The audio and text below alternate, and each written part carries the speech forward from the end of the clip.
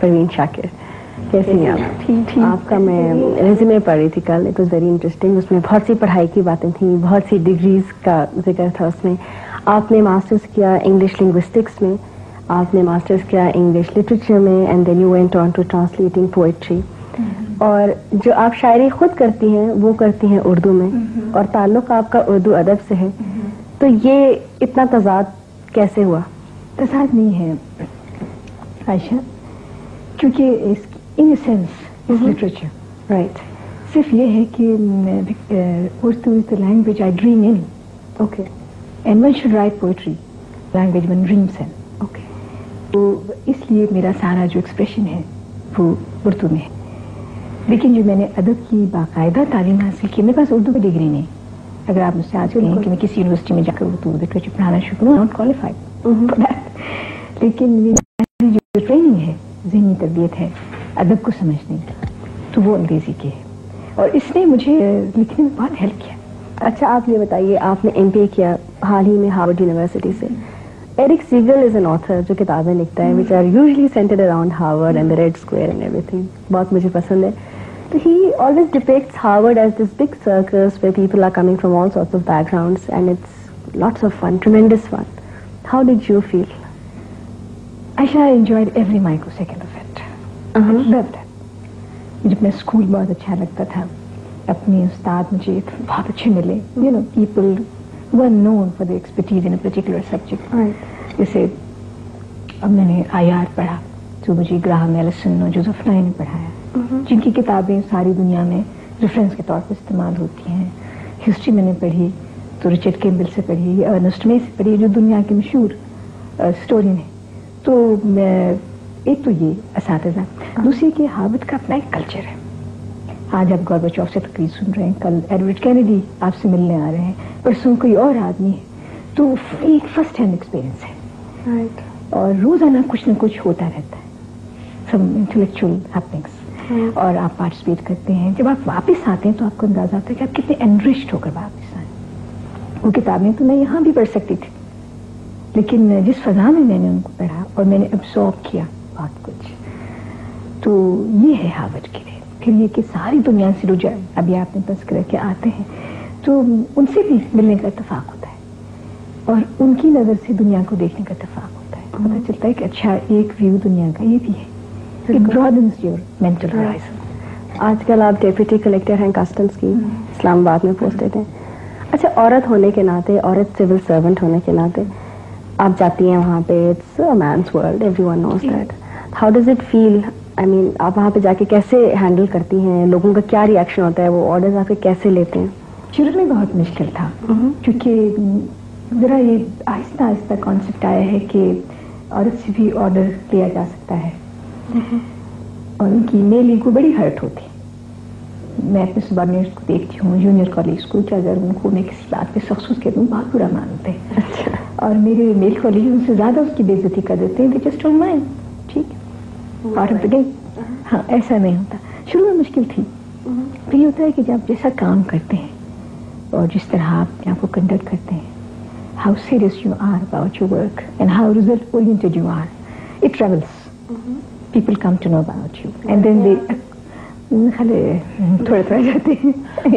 I guess But it works out. ہاں, ان کو پتا ہے کہ اگر میں نے ان کو کوئی کام کرنے کے لیے کہا ہے, I mean it. اچھا, یہ بتائیے, آپ انگریزی ادب سے واقف ہیں, انگریزی بولتی ہیں, اردو بولتی ہیں, پرشین اور عربک بھی بول لیتی ہیں, سمجھ لیتی ہیں, اور فرینچ سے کام چلا لیتی ہیں. تو آپ نے فارن سروس کیوں نہیں جوائن کی؟ Y customs? عائشہ, میں فارن سروس میں سلیکٹ ہو گئی تھی. اچھا. It was my first choice, I got it. لیکن وہ زمانہ ٹھیک نہیں تھا. اٹ واز 1980, میرا بیچ 82 کا ہے. 83 جنوری میں جنرل صاحب حکومت کرتے تھے ہم پر, انہوں نے یہ ایک آرڈیننس جاری کیا کہ خواتین جو ڈپلومیٹس ہیں ان کی باہر پوسٹنگ بالکل نہیں ہوگی. Being holed up all your life in one little cell of foreign office was quite frightening. تو ہم 4 لوگ تھے ہمارے بیچ میں, تو بلائے گئے ہمیں, ہمارے دیجو نے بلایا کہ یہ سچویشن ہے تو وہ کیا کرو گے. تو وہ 2 لڑکیاں جو اسلام آباد بیسڈ تھیں, वो तो यहीं रहे. अच्छा, we all applied for our second choice. We could, एक प्रोविजन है जिसके तहत हम अपनी सेकंड चॉइस में जा सकते हैं. लेकिन मेरे साथ अगेन भी हुआ कि क्योंकि फौजी हुकूमत थी और मेरा सेकंड चॉइस डिस्ट्रिक्ट मैनेजमेंट था, मैं खातून थी, ये इतना बड़ा जुर्म था कि वो मैं माफ़ नहीं कर सकते थे, उन्होंने मुझे वो भी नहीं दिया. अच्छा. और there was no other choice but to learn in customs. अच्छा, आपने तालीम कहाँ हासिल की? कराची में. अच्छा, तो ये बताइए, मुझे लग रहा है आप डिबेटर रही हैं. मुझे थी. हाँ, इंटरमीडिएट तक मैंने डिबेट में बड़ा सीरियसली हिस्सा लिया. फिर उसके बाद शायरी में पढ़ गई. और आप जानती हैं कि दो बिल्कुल मुख्तलिफ चीज़ें इन मानों में कि इनकी रिक्वायरमेंट्स और हैं. डिबेट आपको हुजूम की तरफ ले जाती है, आप अकेले आईने के सामने तो तकरीर नहीं कर सकते सारा वक्त. और शायरी जो है वो आपको तन्हाई की तरफ ले जाती है, जो बिकम इंट्रोवर्ट. और मेरे ख्याल में मेरा अपना जो रुझान था, मेरी तबीयत मिजाज वो इसी तरह की थी, बेसिकली इंट्रोवर्ट. तो फिर मैं शायरी की तरफ आ गई और फिर इसी की होके रह गई. अच्छा, स्टार क्या आपका इंट्रोवर्ट से? ये अजीब बात है कि सीरियस लोग जो हैं वो मैंने यही पढ़ा है और देखा भी है कि वो बहुत एक्सट्रोवर्ट होते हैं, वेरी फ्रेंडली. मैं नहीं उस तरह की. हार्वर्ड में भी आपने उनका पेपर ज्वाइन किया and you were the sub editor there. तो how did you get about doing it? आपने अप्लाई किया था उसके लिए? ऐसा था कि हमारा जो स्कूल है, John F Kennedy school of government, उनका एक अखबार निकलता है, views in news, Harvard news in views. तो उसके लिए हर साल जब स्टूडेंट्स आते हैं वो स्टूडेंट्स में से एडिटर्स होते हैं. तो उन्होंने शायद हमारा बायोडाटा तो होता है ना, सारा देखते हैं कि पीछे मैं क्या करती रही. तो मैं कॉलेज में भी थी एडिटर, यूनिवर्सिटी का जो अखबार था उसकी भी एडिटर थी. तो इसके अलावा कॉलमिस्ट थी, अभी भी लिखती हूँ. प्रॉबेबली ये सब चीजें देकर and then linguistics and literature and all that, उन्होंने सोचा था कि मैं कोई काम कर सकती हूँ. तो हमारा एडिटोरियल बोर्ड था, वी वर 3 of us. तो मुझे फिर उन्होंने एक दिन इन्फॉर्म किया कि हम आपको ये काम सुपुर्द करना चाहते हैं, would you like to do it? With pleasure. You were overjoyed? Oh yes, I was very happy and I enjoyed it. आपने पढ़ाया भी है, पाकिस्तान में भी पढ़ाया है, काफी अरसे तक पढ़ाया है, और अमेरिका में भी पढ़ाया आपने. आपको कुछ फर्क महसूस हुआ? बहुत फर्क है. पाकिस्तान में आप यूँ समझिए कि इस मोनोलॉग कंप्लीटली वही टेक्स्ट बुक्स होती हैं. बिल्कुल. और वहाँ डायलॉग होता है. और वहाँ यहाँ ये है कि सवाल और जवाब दोनों स्टाफ को खुद ही देने पड़ते हैं, खुद ही करने पड़ते हैं, खुद ही देने पड़ते हैं. वहाँ ये बात बिल्कुल नहीं. वहाँ ये है कि सवाल वहाँ से आता है and you have to be absolutely prepared to answer it and the answer has to be correct. Right जी, वरना वो पकड़ लेते. बिल्कुल. और वो भी पढ़ के आते. एक और चीज़ है वो ये कि यहाँ तो पता नहीं कौन लोग सिलेबस रिवाइज करते हैं, हमारा मुझे नहीं पता. वो बहुत बुरा है, इंसिपिड. वहाँ ये है कि हम खुद अपनी रिक्वायरमेंट के हिसाब से सिर्फ हमें सब्जेक्ट दे दिया जाता है कि भाई इस मौजूद पे मैं खुद अपना कोर्स मैंने खुद ही तय किया. और ठीक है कि एक कमेटी होती है जो प्रूव या डिसअप्रूव करती है, लेकिन बेसिक जो थिंकिंग है ना वो पूरी आपकी है. उसमें you know how to go about it. आप प्रिपेयर करें और आप इंट्रोड्यूस करें बुक्स भी, रेफरेंस बुक्स भी, टेक्स्ट बुक्स भी. तो एक तो आप टोटली एब्जॉर्ब होते हैं अपने काम में. फिर आपको ये पता होता है कि अच्छा अगर आपने ये सब्जेक्ट इंट्रोड्यूस किया, स्टूडेंट्स का रिएक्शन क्या था, ये क्लिक किया, इसमें इन्हें और इंटरेस्ट हुआ या नहीं, तो अगले साल आप उसको उसमें मजीद तब्दील भी ला सकते हैं. तो ever changing according to the students requirement. तो मुझे तो बहुत मजा आया. अच्छा, अमेरिका में क्या पढ़ाया आपने? सब्जेक्ट क्या था आपका? मुख्तलिफ सब्जेक्ट्स पढ़ाए मैंने. बेसिकली तो यूँ समझे कि ये साउथ एशियन स्टडीज का प्रोग्राम था. और मैं तो यहाँ जॉब कर रही थी. तो ये फुलब्राइट स्कॉलर इन रेजिडेंस प्रोग्राम होता है अमेरिका का, आर्मल फुलब्राइट फाउंडेशन करती है उसको. उनको एक ऐसी खातून की या साहब की तलाश थी जो कि लिटरेचर भी पढ़ा सके और पॉलिटिकल हिस्ट्री भी पढ़ा सकें इस एरिया की, और थोड़ा कल्चर पर भी. तो वैसे ही मैंने तो, हालांकि I was terribly involve with Harvard, लेकिन मैंने वैसे ही इत्तला मिली तो उनके फॉर्म्स मैंने भर के भेज दिए थे. आप उस वक्त हार्वर्ड में थी? No, I was here. You were I was here. लेकिन I was all set for Harvard. In fact मुझे हार्वर्ड 1991 में चले जाना चाहिए था. 90 में I didn't go, I went next year. अच्छा जी. तो आई गॉट सिलेक्टेड. तो वहाँ मैंने फिल्म भी पढ़ाई. अच्छा. या पाकिस्तानी?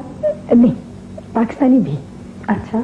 और बाकी हमने 7 मुल्कों की फिल्में चुनी थी. فلمیں جو ہم عام دیکھتے ہیں فلمیں جو ہم عام دیکھتے ہیں. آپ نے پاکستانی کون سی چنی؟ پاکستانی میں دکھانا چاہ رہی تھی مٹھی بھر چاول. اچھا. لیکن اس کے ساتھ پرابلم یہ تھا کہ ایک تو 3 گھنٹے کی مووی ہے, اوپر سے مجھ سے بہت سارے گانے ہیں. اچھا. اور مارک ٹائی بھی بہت ہے, تو اور وہ سب ٹائٹلس نہیں ہیں اس کے. اچھا. تو میرے اسٹوڈنٹس تو سارے دیور آل امیرکن, ان کو تو اردو نہیں تھی, سب ٹائٹلنگ بھی نہیں تھی. تو میں نے پھر they are killing the horse, یہ مشتاق اختر کی ایک ڈاکیو ڈرامہ ہے, 45 منٹس کا, میں نے وہ دکھائی. اچھا. اس وقت افسوس ہوا کہ پاکستان کی فلم انڈسٹری ایسی فلمیں کیوں نہیں تیار کرتی جو باہر کے آڈینس کو, باہر کے ویورز کو بھی دکھائی جا سکے. ہم نے اس ایریا میں کوئی کام نہیں کیا. آپ انڈیا کی مثال لیں کہ وہ ان کا جو آرٹ موویز والا سلسلہ ہے وہ بالکل الگ ہے, فائنانس بائی دا گورنمنٹ, اور وہ ایک خاص ویورشپ ذہن میں رکھ کے اس کو تیار کرتے ہیں. وہ خسارے کا سودا, کمرشل فلموں کو تو بیٹ نہیں کر سکتے, لیکن وہ ایک طرح ان کا یہ کام, ان کا آرٹ, ان کے آرٹسٹ اپریشیٹ ہو رہا ہے, وہ تو چیزیں چل رہی ہیں نا باہر. ہمارے یہاں کوئی کام میرے خیال ہے آرٹ موویز ایز سچ نہیں بنتی, اور کم سے کم مجھے نہیں ملی, تو مجبوراً میں نے وہ دکھائی. میرا دل یہ چاہتا تھا کہ میں کو کوئی کمرشل اچھی انٹرٹیننگ, کیونکہ وہ تو بڑی سیڈ, بڑی سیریس مووی ہے, the one that I show over there. میں اس طرح کی کوئی چیز دکھانی چاہیے, اور یہ ایک بہت ہی بیسک تھیم سے ریلیٹڈ تھی, مٹھی بھر چاول, ایکسپلائٹیشن آف ویمن, کہ ایک راجندر سنگھ بیدی کی ناول پر انہوں نے بنایا تھا, ایک چادر میں علی سے, بہت اچھا اس کو سنگیتا نے ڈائریکٹ کیا تھا, اور ویری گڈ مووی, لیکن وہ میں نہیں دکھا سکی. پھر اس کے علاوہ میں نے باقی موویز جو تھیں, کمیلا, زوربا دا گریک, چائنیز کچھ موویز تھیں, یہ ہم نے پورے 7 موویز سلیکٹ کی تھی. پھر میں نے پاکستان, انڈیا اور بنگلہ دیش کی پولیٹیکل ہسٹری یہ میں نے پڑھائی. اس میں نے اس کورس میں تھوڑا سا میں نے شیئر کیا اپنے ساتھ, یہ کو ٹاٹ کورس تھا, اس میں 2 پروفیسرس اور تھے, تو مل کر ہم اکٹھے پڑھاتے تھے. اچھا جی. میرے لیے بالکل ایک نئی چیز تھی, میں 9 سال تک پڑھاتی رہی ہوں, ہمیشہ سولو فلائٹ, سولو پرفارمنس. وہاں یہ بھی تھا کہ آپ مل کر کیسے پڑھاتے, تو آپ کا اسسمنٹ آپ کے کولیگس بھی کرتے جاتے ہیں, آپ کے اسٹوڈنٹس بھی کرتے جاتے ہیں. اچھا. اسٹرکٹ ویجیلنس میں پڑھاتے ہیں, بہت اسٹرکٹ ویجیلنس میں پڑھاتے ہیں. You are being observed all the time. All the time, like a hawk. اچھا, یہ بتائیے اور کیا آپ کے انٹرسٹ ہے؟ میوزک. میوزک کون سا سنتی ہے؟ Semi classical. اچھا. اور وہ بھی زیادہ تر میں انسٹرومینٹل, کیونکہ میرے پاس اتنا وقت نہیں ہوتا, میرے پاس وقت کا بہت مسئلہ ہے, اتنے کام کرنے ہوتے ہیں. تو یہ کہ راگ اپنی پیور فارم میں, یا تھوڑے سے ہم جیسے لوگوں کے لیے جو ہماری ویسی انیشیشن نہیں ہے میوزک کی, جن کے لیے بنائے گئے, روی شنکر کا ستار چل رہا ہو, یا ولایت حسین خان یا امانت علی خان کی کوئی چیز چل رہی ہو, تو میرے لیے, میں سمجھتی ہوں کہ میرے لیے کام کرنا اور آسان ہو جاتا ہے. ریلیکس کرتا ہوں. Of course literature is all time passion. آپ نے پروین کافی ساری کتابیں بھی لکھی. وہ ایسا یوں ہے کہ کتابیں تو 4 ہیں, آپ جانتے ہیں, خوشبو, سطبر, کلامی, انکار. اس کا نام ماہ تمام ہے, اور اس میں 4 کتابیں. اب اس کا جو ہوم ایڈیشن ہے وہ بھی آ گیا. اچھا, آپ اپنا کوئی تازہ کلام اگر سنانا چاہیں, I'm sure viewers کو بڑا انتظار ہوگا. میں آپ کو یہ غزل کی کچھ یہ سناتی ہوں. حرف تازہ نئی خوشبو میں لکھا چاہتا ہے, باب ایک اور محبت کا کھلا چاہتا ہے. ایک لمحے کی توجہ نہیں حاصل اس کے, اور یہ دل کہ اسے حد سے سوا چاہتا ہے. ایک حجاب تہ اقرار ہے مانے, ورنہ کل کو معلوم ہے کیا دست سوا چاہتا ہے. ریت ہی ریت ہے اس دل میں مسافر میرے, اور یہ صحرا تیرا نقشے کفِ پا چاہتا ہے. رات کو مان لیا دل نے مقدر, لیکن رات کے ہاتھ پہ اب کوئی دیا چاہتا ہے. آخری شعر اس کا, تیرے پیمانے میں گردش نہیں باقی ساقی, اور تیری بزم سے اب کوئی